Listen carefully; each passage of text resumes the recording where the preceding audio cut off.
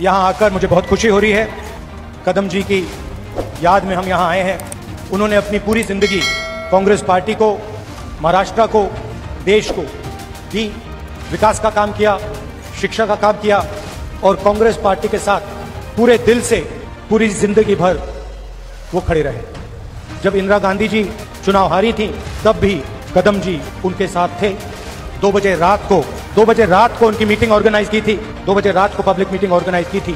तो आज हम उनकी याद करते हैं। क्या मुख्यमंत्री पद का नासूर बढ़ रहा है? राहुल की रैली से उद्धव आखिर क्यों गायब हो गए? महाराष्ट्र में आखिर इंडिया गठबंधन में चल क्या रहा है? लोकसभा चुनाव के लिए विपक्ष ने इंडिया गठबंधन का दांव खेला, कुछ हद तक सफलता भी मिली, चुनाव में फायदा हुआ। अब विधानसभा चुनावों में भी वही प्रदर्शन दोहराने की जिम्मेदारी है। लेकिन महाराष्ट्र जैसे बड़े सूबे में मुख्यमंत्री पद को लेकर सहमति नहीं बन पा रही है। इसकी ताजा बानगी देखिए। महाराष्ट्र में राहुल गांधी की रैली थी गुरुवार को, लेकिन शिवसेना यूबीटी प्रमुख उद्धव ठाकरे रैली में शामिल नहीं हुए। इसके बाद चर्चाओं का बाजार अधिक गर्म हो गया। असल में गुरुवार को महाराष्ट्र के सांगली जिले में कांग्रेस नेता राहुल गांधी की जनसभा हुई। इसमें शरद पवार तो थे, लेकिन उद्धव ठाकरे गायब थे। राहुल की इस रैली में कांग्रेस अध्यक्ष मल्लिकार्जुन खड़गे, राष्ट्रवादी कांग्रेस पार्टी के प्रमुख शरद पवार, इसकी राज्य इकाई के प्रमुख जयंत पाटिल और राज्य से कांग्रेस के वरिष्ठ नेता इस मौके पर मौजूद थे।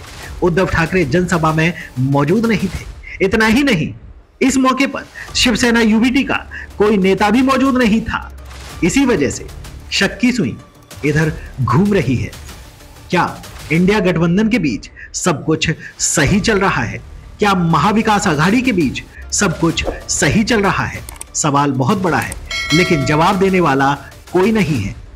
हालांकि पिछले सप्ताह कांग्रेस विधायक विश्वजीत कदम ने यह जरूर कहा था कि उद्धव ठाकरे ने अपने पूर्व निर्धारित कार्यक्रमों के कारण इसमें शामिल होने की पुष्टि नहीं की है। महाराष्ट्र में शिवसेना यूबीटी, एनसीपी शरद पवार और कांग्रेस विपक्षी गठबंधन महाविकास आघाड़ी यानी एमवीए का हिस्सा है। ठाकरे का जनसभा में शामिल नहीं होना इसलिए भी महत्वपूर्ण माना जा रहा है क्योंकि शिवसेना यूबीटी उम्मीदवार को कांग्रेस के बागी विशाल पाटिल ने सांगली निर्वाचन क्षेत्र से लोकसभा चुनाव हरा दिया था। महाराष्ट्र की राजनीति फिलहाल ऐसी है कि चुनाव से पहले उद्धव ठाकरे इस बात पर जोर दे रहे हैं कि विधानसभा चुनाव से पहले एमबीए की ओर से मुख्यमंत्री पद के उम्मीदवार की घोषणा की जाए। लेकिन शरद पवार और कांग्रेस इस पर एक मत नहीं है।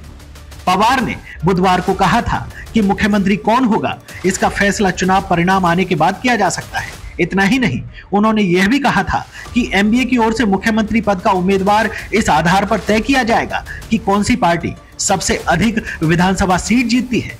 अब दमेश्वर में शिवसेना यूबीटी के नेता आदित्य ठाकरे लगातार कह रहे हैं कि मुख्यमंत्री पद के लिए कोई मुद्दा ही नहीं है, कोई खींचतान नहीं है। लेकिन सच तो यही है कि उद्धव ठाकरे बार बार चाह रहे हैं कि सीएम पद का फैसला चुनाव से पहले हो।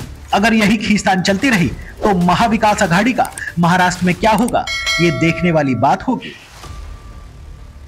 सांगली से खबर 24 एक्सप्रेस के लिए आकाश ढाके की रिपोर्ट।